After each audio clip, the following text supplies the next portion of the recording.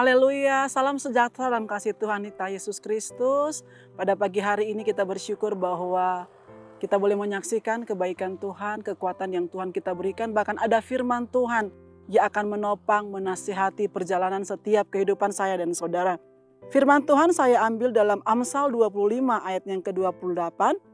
Orang yang tak dapat mengendalikan diri adalah seperti kota yang roboh temboknya. Ketika kita melihat bangunan-bangunan yang ada di sekitar kita, mungkin pada waktu saudara pergi kota-kota besar, ada bangunan-bangunan yang tinggi dan sangat megah secara kasat mata yang kita lihat. Tetapi kadangkala tanpa kita sadari bahwa kekuatan bangunan tersebut tidak seperti dengan apa yang kita lihat secara pandangan mata kita. Ketika seseorang membangun bangunan, dia harus bisa memperhitungkan bukan hanya fondasinya saja, tetapi bagaimana dinding yang ada, tembok-tembok yang ada, dia harus memiliki satu campuran yang pas, baik pasir, baik semen. Sehingga ketika dinding itu mulai dibangun, tembok itu mulai dibangun, diharapkan dia mempunyai kekuatan, punya kekokohan yang akan berlangsung pada waktu yang lama. Tapi seringkali juga orang menjadi kecewa ketika baru saja bangunan itu dibangun, mereka melihat mulai ada tanda-tanda retak yang muncul di tembok tersebut. Atau juga saudara pernah menyaksikan atau mendengar satu berita, bangunan yang baru saja dibangun, temboknya tiba-tiba roboh, sehingga ada orang-orang yang mengalami kecelakaan dan mengalami korban jiwa karena berada di sekitar bangunan tersebut. Dari firman Tuhan yang sudah kita baca, firman Tuhan mengatakan bahwa pentingnya orang percaya, pengikut Kristus, di mana dia harus bisa dapat mengendalikan dirinya dalam segala situasi. Ya, penguasaan diri adalah bagian daripada buah roh. Bapak Ibu Saudara sekalian, ketika seseorang tidak bisa menguasai dirinya, menguasai perkataannya, menguasai tindakannya, maka banyak kali kita bisa mengalami sesuatu yang tidak enak dampaknya saat kita tidak bisa menguasai perkataan kita dan tidak bisa menguasai tindakan kita. Memang kita sebagai manusia, kita punya emosi, ya. Di dalam jiwa kita itu ada emosi kita, rasa sedih kita, rasa bahagia kita. Bahkan hal-hal yang bisa membuat kita pun bergejolak jiwa kita dengan apa yang kita dengar, apa yang kita lihat, dan apa yang kita alami. Bapak Ibu Saudara, makanya firman Tuhan mengatakan ketika seseorang tidak bisa mengandalkan dirinya, dia digambarkan seperti kota yang roboh temboknya. Raja Salomo sebagai seorang pemimpin, sebagai seorang raja, dia harus bisa mengendalikan dirinya, menguasai dirinya, supaya dia tidak terjebak kepada tindakan-tindakan yang salah ketika dia menjadi seorang raja, ketika dia menjadi seorang pemimpin. Makanya dalam hidup ini jangan sampai kita membiarkan tembok kita itu roboh, tembok kita itu hancur.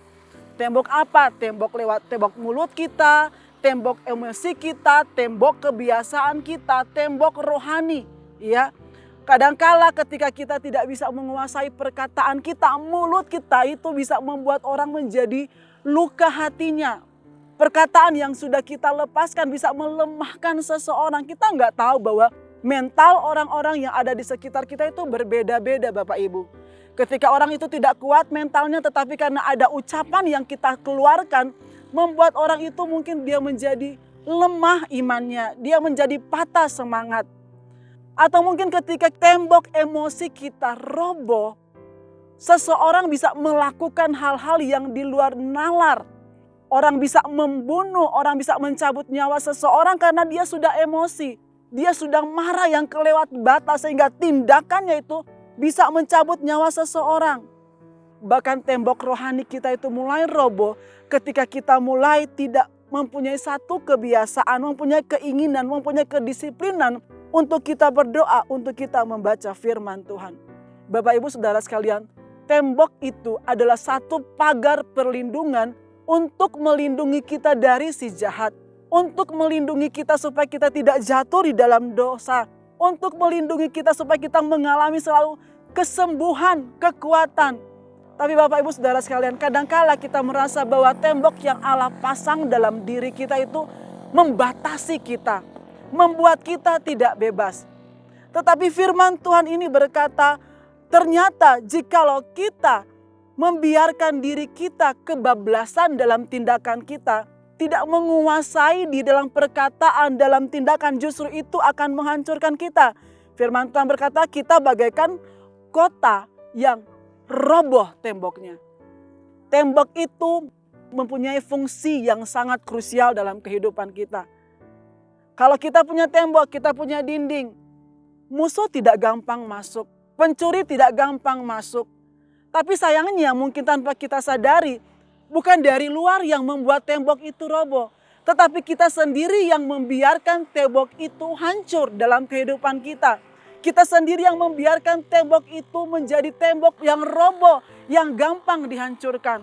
Sekarang pertanyaannya, bagaimana supaya kita bisa membangun kembali tembok yang sudah mulai roboh? Bagaimana caranya supaya tembok kita itu bisa dikatakan sebagai tembok yang berkualitas, dinding yang punya ketahanan ketika hujan datang, ketika badai datang, ketika mungkin perkataan yang menyakitkan datang, ketika kita berada dalam ujian dan permasalahan hidup. Bagaimana supaya tembok kita itu kokoh? Bagaimana supaya tembok kita itu tidak gampang roboh?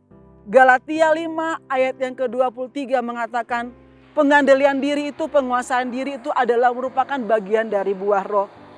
Kita minta selalu, biarlah kita dapat bekerja bersama-sama dengan Roh Kudus, supaya penguasaan diri kita, supaya tembok kita itu menjadi tembok yang kuat. Bapak Ibu Saudara sekalian, dengan kekuatan kita sendiri kita tidak bisa menjadi orang-orang yang dapat mengendalikan diri kita, menguasai diri kita.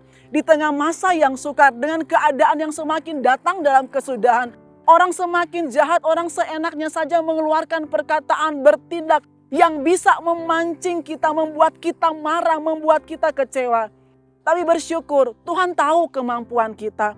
Tuhan tahu kekuatan emosi kita. Tuhan tahu kekuatan perasaan, pikiran kita menghadapi setiap situasi yang bisa mengecewakan, bisa membuat kita marah, naik turunnya kehidupan. Sebab itu kalau mau bertanya bagaimana supaya kita dapat menjadi pribadi-pribadi yang bisa menjadi pribadi yang dapat mengendalikan diri, mempunyai penguasaan diri, yaitu ketika kita mau hidup berjalan, dipimpin, dikuasai oleh Roh Kudus. Kita adalah orang-orang yang tidak kebal oleh dosa. Kita adalah orang-orang yang tidak selalu kuat dalam hidup ini. Tetapi mari firman Tuhan mengajak kita bahwa biarlah ketika kita hidup dalam dunia ini, kita melawan keinginan daging kita bukan dengan kekuatan kita, tetapi dengan kekuatan Roh Kudus. Keinginan daging itu berlawanan dengan keinginan roh, maka lawanlah dengan roh, lawanlah dengan Roh Kudus. Sekali lagi Bapak Ibu, jangan berjalan sendiri.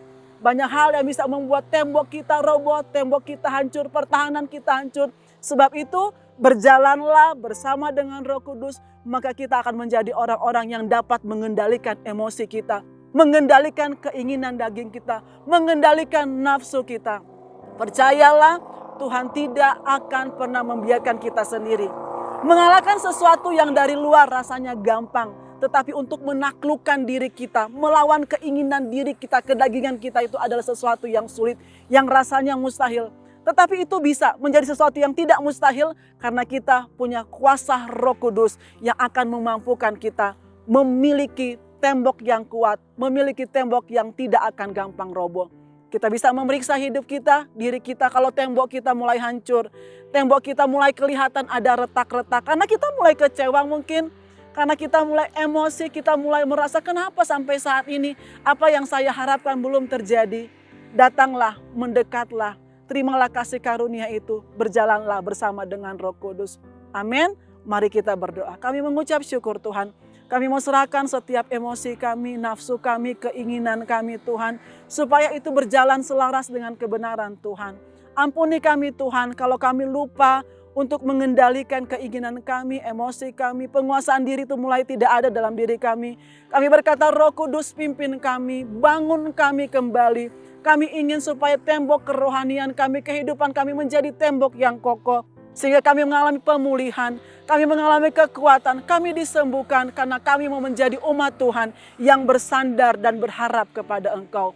Terima kasih buat perjalanan hidup kami bersama dengan Roh Kudus. Lanjutkanlah kasih setiamu di dalam kehidupan kami. Dalam nama Yesus. Haleluya. Amin.